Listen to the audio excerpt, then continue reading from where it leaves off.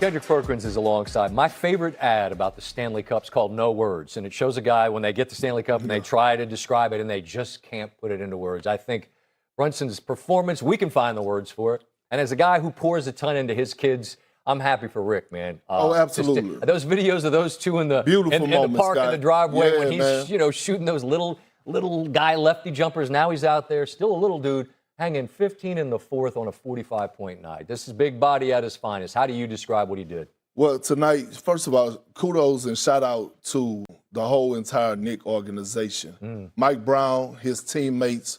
But, Scott, do you realize we just witnessed individual greatness? Yeah. Tonight, Jalen Brunson submitted himself as the greatest Knick ever.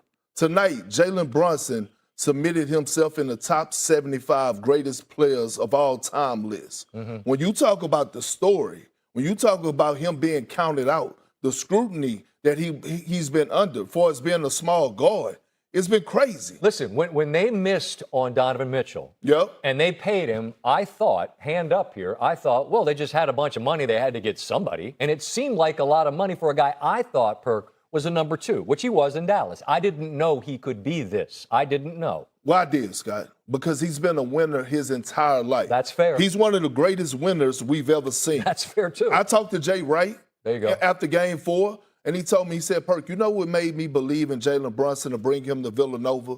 I went down to Chicago in the state championship game, and I watched the arena of 4,000 people, and all of them was against him. And he hanged a 50-piece plus wing dinner on them.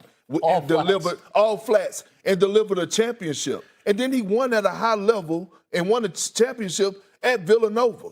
On top of that, was disrespected in the NBA draft during that time he was drafted in the second round, which, by the way, he joined the company of Jokic, Dennis Smith, and also Willis Reed for second-round players to win finals MVP. And here's the icing on the cake, Scott.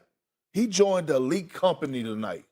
Steph Curry, Isaiah Thomas, players under 6'2", to lead their team to an NBA championship and win finals MVP.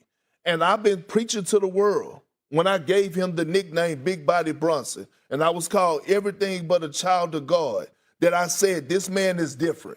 He's special. And he showed throughout these playoffs and throughout Game 1, 13 points in the fourth quarter on the road to secure the victory. Over and over. Over and over. After Game 3, remember, a lot of scrutiny. He's ball hogging. The analytics say that the Knicks are better without him, better offensively with him on the bench. Right. And for him to pass the ball. What did he do in Game 4? Was the ultimate floor general while leading the charge offensively, while carrying the team alongside OG Anunoby. And then what was the narrative after that game? Should Jalen Brunson be the finals MVP or should it be OG Anunoby? And then tonight, on the road, on a big stage, he go out and he have 45 points time Michael Jeffrey Jordan. 45. Listen, Jalen Brunson, now in New York, when you mention Joe Namath, when you mention Derek Jeter, you're going to mention Jalen Brunson. He's an all-time New York hero because he got them back for the first time since '73. They had to go through an awfully talented, very young San Antonio team. Victor Wembanyama, after coming up short. This is the biggest lesson of my life, the biggest learning moment. I can't tell exactly what the lesson is, but we're learning from that for sure.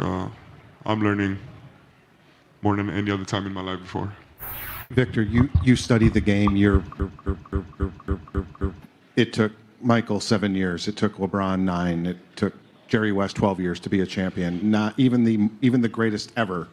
It's not immediate. How difficult is that to accept when you pour so much of yourself into this, that there is a process to get to where you want to go?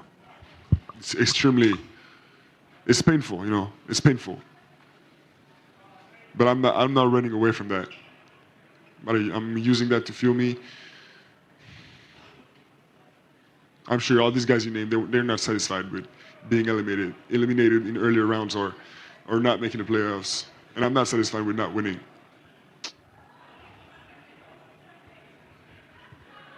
But as I said, this is the biggest lesson of my life. And as a team, there's no better experience than what we just lived.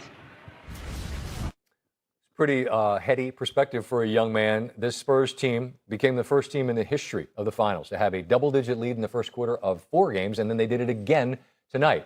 At the end of this series, they led for a hell of a lot more than the Knicks did, but at the end of the series, they only won 1 game. There is a lot to learn, and San Antonio, I presume, will learn from it, I should say. What do you take about what happened tonight in this game where yet another fourth quarter and yet another close situation goes the way of the Knicks? Well, first and foremost, let's give credit to the San Antonio Spurs. They earned it. They had a successful season this year. Mitch Johnson, Wemby, all of those young guys, they showed up and showed out in great fashion.